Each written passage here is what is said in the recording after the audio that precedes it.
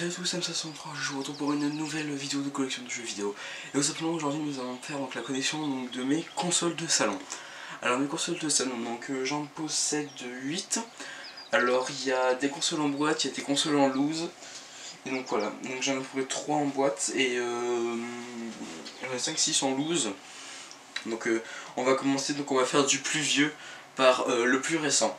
Alors, on va commencer par cette console de salon sortie par Sega que je vous avais déjà présenté en épisode d'essai.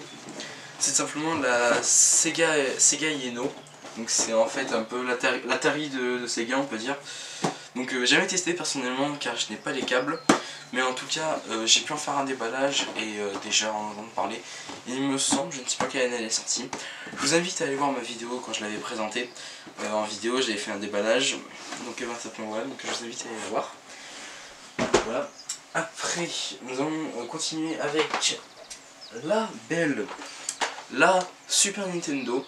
Alors, cette console, je l'ai bien aimée. Franchement, c'est pas ma console préférée, je vous l'avoue, au niveau rétro gaming. Mais je l'ai bien aimée. Donc, maintenant, je l'avais acheté, simplement, je l'avais acheté en vide-grenier à 30 €. Je m'étais bien fait arnaquer quand même à l'époque. Parce qu'en plus, elle a un pet. Elle a un pet sur le côté, elle a juste ici. Mais bon, elle marche, elle a un petit peu jauni par contre avec le temps. Ça c'est à force de rester un peu dans le placard parce que je l'utilise pas souvent. Je vais essayer de m'organiser pour faire un beau setup où je pourrais mettre toutes mes consoles. Mais vraiment c'est dur parce que là j'ai vraiment très peu de place dans ma chambre. Car oui, c'est ma chambre. Voilà. Donc et ben simplement voilà. Donc après en plus récent, on a alors ces deux consoles sont sorties la même année si je dis pas de conneries. Alors niveau PlayStation on a ça, donc la PS1, la fameuse. Donc vraiment magnifique, celle-là par contre je l'ai bien appréciée, j'ai surtout bien apprécié les Tomb Raider. Pour l'instant j'ai pu en essayer qu'un mais franchement elle pas les Tomb Raider. Par contre elle a un petit problème, c'est que là ça se bloque et il faut y décoincer à la main. Et après elle se ferme, mais sinon en fait c'est juste ça. J'ai mes deux cartes mémoire, j'en ai une de 15 blocs et j'en ai une par contre je peux plus combien elle fait. Donc voilà, donc elle marche, je l'avais eu il me semble pour 15 ou 10 € avec deux manettes. Et pas de jeu par contre. Et les jeux je les avais achetés plus tard. Donc voilà, je l'avais envie de relier celle-là aussi. Après donc on a, elle aussi je vous en ai fait une présentation, la magnifique Sega Saturn. Donc c'est un peu la rivale de justement la PS1. Donc celle-là c'est en boîte, donc vous voyez que celle-là c'est l'édition avec Daytona USA, que je vous avais aussi présenté d'ailleurs en épisode d'essai, que je vous invite à aller voir. Hein. Donc avec derrière toujours des titres de promotion pour des jeux. Donc je vois Virtua League, Panzer Dragoon, Virtua Fighter, Daytona USA, enfin vraiment des jeux typiques de cette console.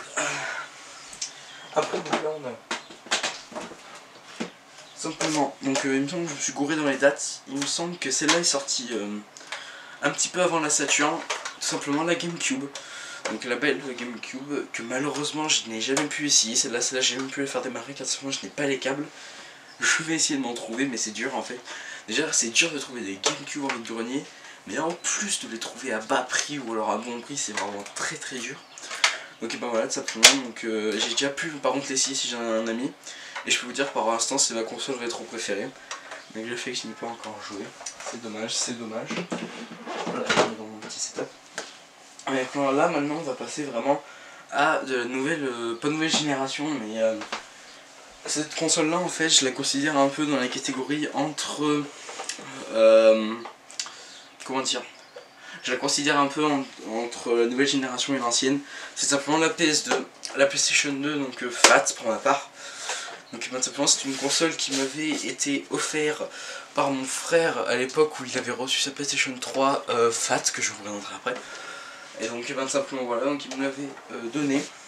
Donc voilà, offert pour mon anniversaire. Donc elle marche nickel, elle marche toujours. Des fois je joue un petit peu dessus mais c'est rare. Donc avec une carte mémoire officielle d'ailleurs, la carte mémoire 8 mégapixels de chez Sony. Après donc là par contre on est vraiment sur du pas dire next gen mais nouvelle génération de l'ancien on va dire, enfin voilà. Avec donc la première PS3 que mon frère a eu et que je joue aussi un petit peu dessus, c'est simplement la PS3 FAT. Elle est énorme. La PS3 en fait elle se balade à l'intérieur parce qu'il n'y a toujours pas les cales, c'est pour ça que des fois elle bouge. Mais j'ai peur de la faire tomber. Donc c'est simplement la PS3 FAT avec l'édition, donc avec GTA 4. qui je pense a été notre premier jeu PlayStation 3 et notre meilleur. Franchement on l'a bien kiffé avec mon frère. Moi je l'ai pas fini personnellement. Donc c'est une 40 Go. Ah, elle va se casser la gueule. Donc la boîte est juste un peu défoncée, mais bon, ça, pas de problème.